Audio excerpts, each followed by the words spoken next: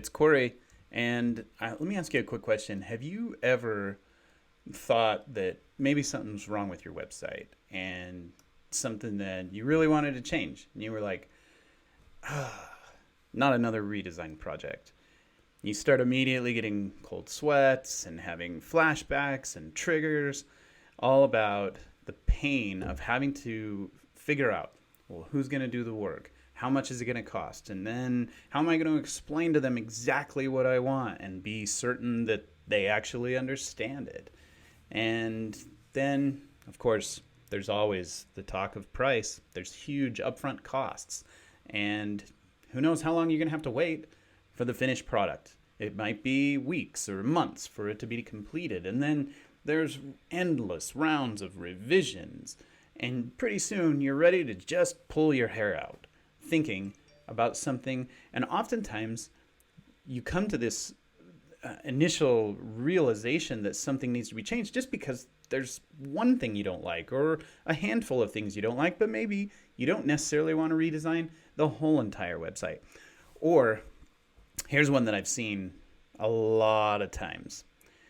How many times have you spent hundreds, thousands, maybe tens of thousands of dollars on SEO or pay-per-click, only to have whoever's doing those services come to you and say, listen, it's not the traffic that's the problem, it's your website. It's not converting. It doesn't communicate well. It doesn't give a good user experience. I'm sure you can probably relate to many of those different things, or maybe you even had an experience that was similar but worse. Well, I've seen hundreds of these types of website projects. I've seen or experienced thousands of hours of talking to business owners about this very problem. And if you're very familiar with what Clixsy does, I'm typically the guy bearing the bad news that the website is costing them thousands of their hard-earned dollars because the traffic that they're working so hard to get through the branding, the SEO, the PPC, just isn't turning into as many leads and opportunities as they had hoped, or as much as it should.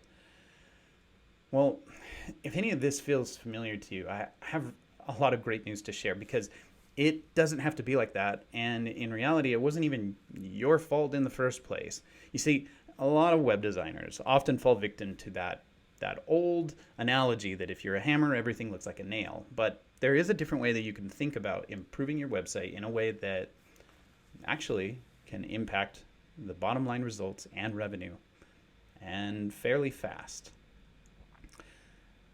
This is known as growth-driven design, and there's a few different takes on this concept. I'm certainly not the originator of it, and I don't think anybody really has the trademark on precisely what it is. So instead of focusing on that, I'm just kind of going to give you the general gist of it, and then if you have questions, of course, always reach out. I'm happy to talk to you about it in more detail.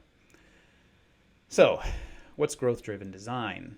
Well, first, let me say that it may not be that traditional design is insufficient in all circumstances. I'm certainly not claiming that. But there may be, and I would suggest that there are times in which it's completely inadequate for the task. And not just inadequate, sometimes I think it can actually make things worse, while at the same time making you think it got better. A lot of times, for example, I've heard of firms using focus groups, and they'll gather a bunch of information and a bunch of data, and that can potentially hurt or help. But what if instead you were able to take each individual who's coming to your website one by one, and in real time, what if you could just pause that situation and step outside reality and just have a conversation with them? And what if you could just find out, like, why did you come to our website, or what were you hoping to find, or how can we help you? You could ask them whether or not they thought that it was an actually good resource. You see, even in a focus group, how can you know that they're entirely objective, or really that any of the feedback is useful if they're not actually that person who's actually in that moment, who actually needs what you do? It's questionable whether or not there's an enormous amount of value coming out of that focus group. Well, of course, the scenario that I just described is totally out of our capabilities, and we can't do that. But it may not be all that far from what's possible. So I'm going to tell you a little bit more about growth-driven design and how I think, in a way, it's a bit like doing exactly what I just described. So in order to contrast these things, let me first start out by giving you the traditional design pros and cons, and then we'll go to the growth-driven design pros and cons, and then I'll go in and I'll kind of round out the whole conversation by giving you just a bit of a better description of exactly what I'm talking about and what it looks like to do or engage in growth-driven design.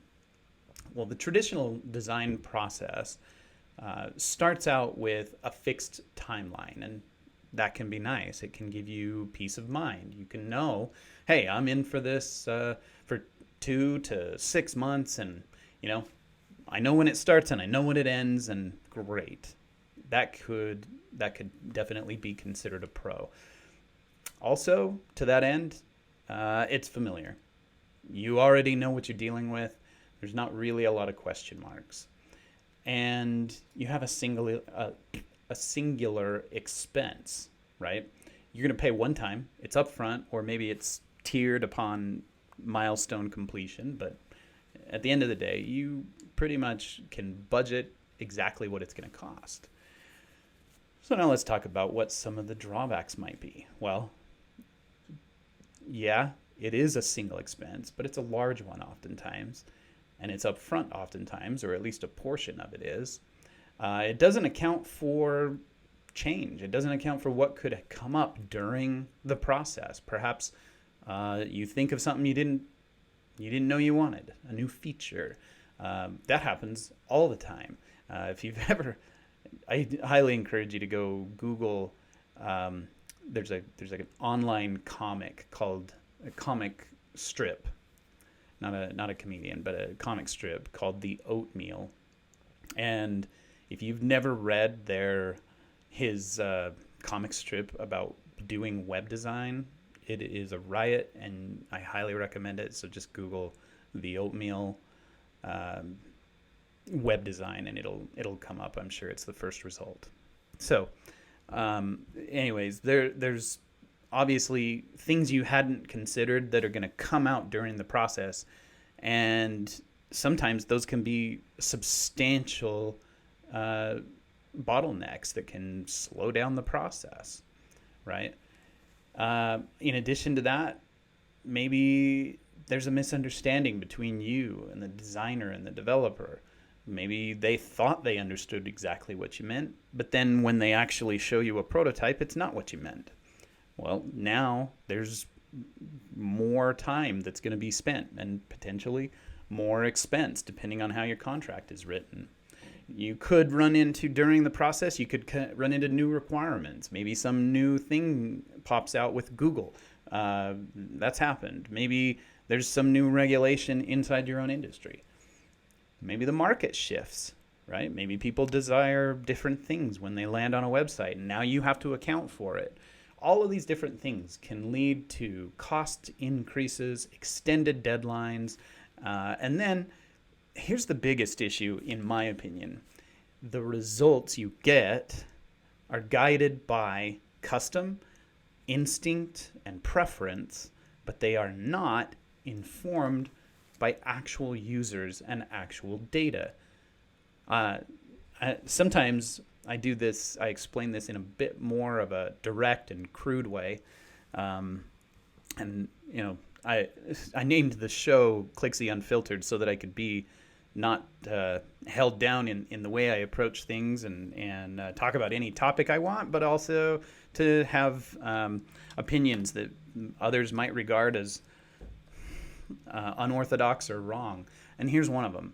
I think that every time you look around your industry and lawyers, you guys are in particular very what's the word I'm looking for?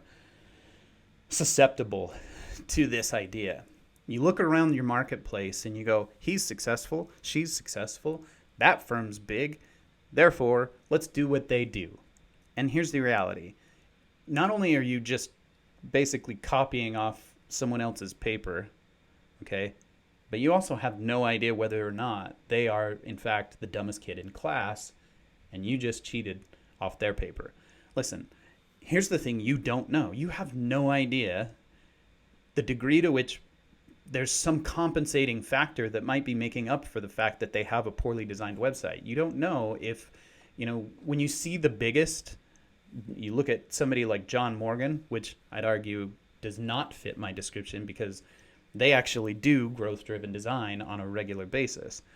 Okay, but there's other smaller big fish in individual markets, and when you look at them and just presume that because they're big, that means they're doing it right, you don't know. You have no idea what their analytics tell you. You don't know the degree to which they're getting leads internally. You don't know how much traffic they're getting. And so you don't know how much of that they're capturing. So stop assuming that external appearances of success means that everything they're doing is working, okay?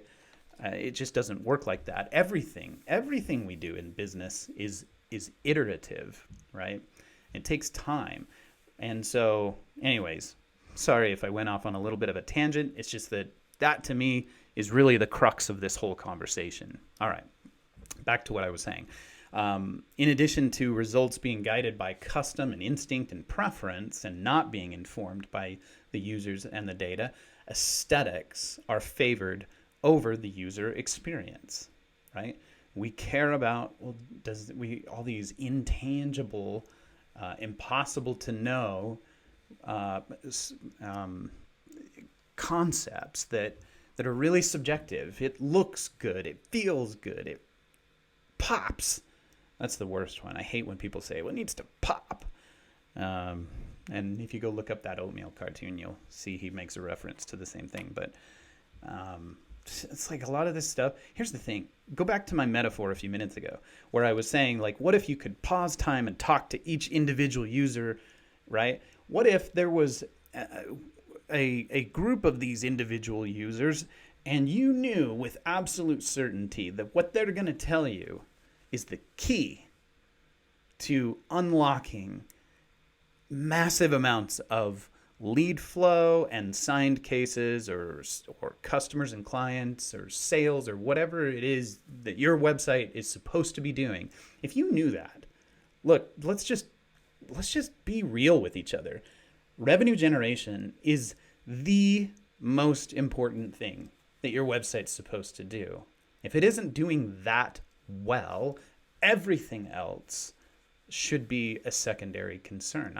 I often use a different metaphor when I start talking to people, and I'll ask them, if your website was your salesperson, would you fire them now?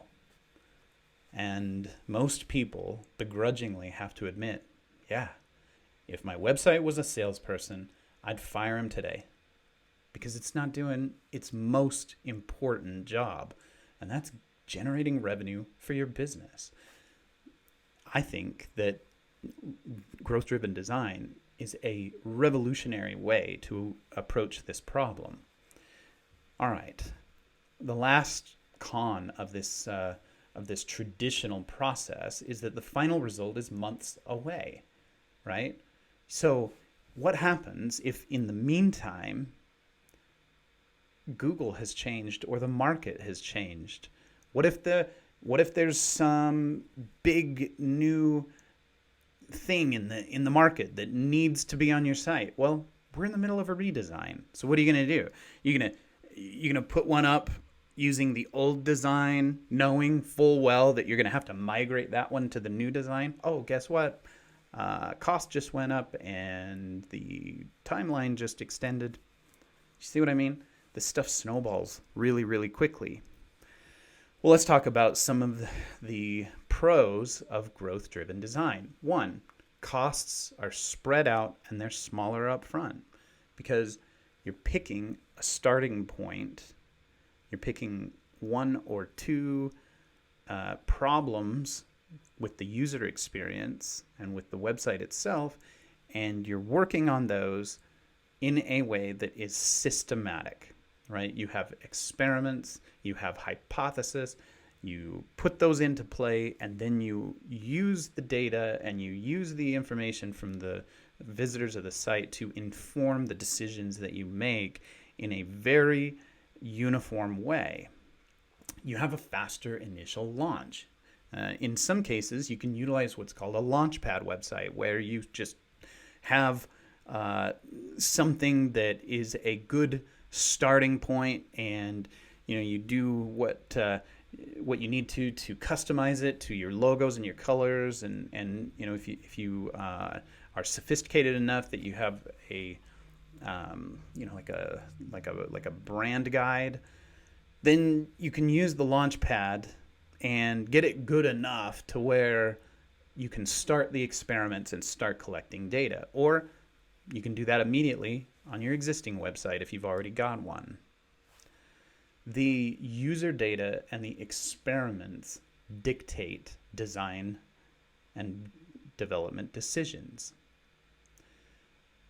The monthly learning and that you get from those experiments immediately informs updates and decisions about what you're going to do to the website on a weekly and a monthly basis.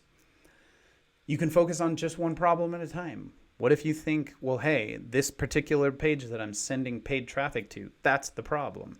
Great. You can focus and improve that and get more leads and more revenue. And you just may learn things from that particular page that informs the rest of the site. So there's a bit of a compounding effect, right?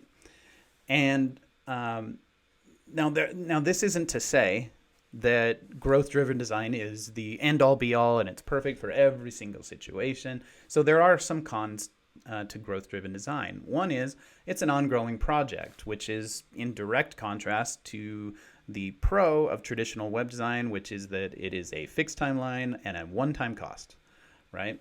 So it's ongoing. But here's the thing, man. Like, I personally, I like to be. Sometimes I'm a contrarian, right? But here's the thing. If you are constantly dissatisfied with your site, and by the way, all those things that I mentioned that could come up and disrupt a traditional design, feature requests, misunderstandings, new requirements, market shifts, well, those happen anyway, whether you're in the middle of a redesign or not, right? Those are constant. But if you are an adherent to the traditional web design approach, well, then you're probably either going to do one of two things. You're going to take on a mini project, which oftentimes still has all the same cons, large upfront cost, doesn't account for changes, on and on and on, right? Or you're going to put it off and you're going to wait until the next redesign cycle, which is oftentimes 2 to 5 years apart for most businesses on average. And all you do then at that point is kind of just piss away money, right? Well, yeah, it is the case here that growth-driven design is an ongoing project, but in a way, so is traditional design. It's just simply bigger gaps in between the ongoing, right? So you get these big dramatic changes every 2 to 5 years, but what happens if you had a bunch of user experience problems and all you did was kind of put new clothes on the emperor, so to speak, if I can mix my metaphors a little bit. So what if all you're really doing is carrying forward all of your user experience problems and you're just putting new clothing on it? Or what if you're doing that and at the same time creating a whole bunch of new user experience problems you didn't even anticipate? That is not only possible, it's probable when it comes to traditional design. Okay. Another con, and I don't know if it's really a con because I'm kind of reaching here, but the growth-driven design is an unfamiliar process. So, yeah, it definitely is going to be an adjustment for a lot of people who just aren't used to doing things this way. And then another aspect that could be potentially considered a con is that the entire website, it just isn't going to change all at once. So you might be hoping for big dramatic change, and that might be happening 1 or 2 pages at a time. But is that, I don't know, ask yourself if that's really actually a problem. Well, I would encourage you to consider going back to what I said about your website being your salesperson. It is legitimately your salesperson. Now, sure, its job is only a piece of the process, and getting people on the phone or getting people on chat, getting them to submit a form. All of that definitely leads into different aspects or channels of your sales process. But there's no denying, especially in today's digital age, that the website is at the head of that process, and it can really make or break whether or not they ever get downstream far enough to interact with some of those other mediums. So look into it more. If you have questions, feel free to reach out to me. I'm happy to share more thoughts about it and talk to you about why I think that it matters. And, here's the cool thing. One is you don't risk anything to really find out more at this point. We can just have a 5, 10, 15-minute chat about it. And, if it sounds interesting, then we can take it a step further and maybe start looking at your actual site and determining whether or not it's a good fit. So reach out. Go to Clixsy.com and reach out to us. We're happy to chat with you and take a look at your own site and see if this is an answer for your circumstances and your problems. Thanks for everything. I appreciate you joining us on Clixsy Unfiltered. We'll catch you next week.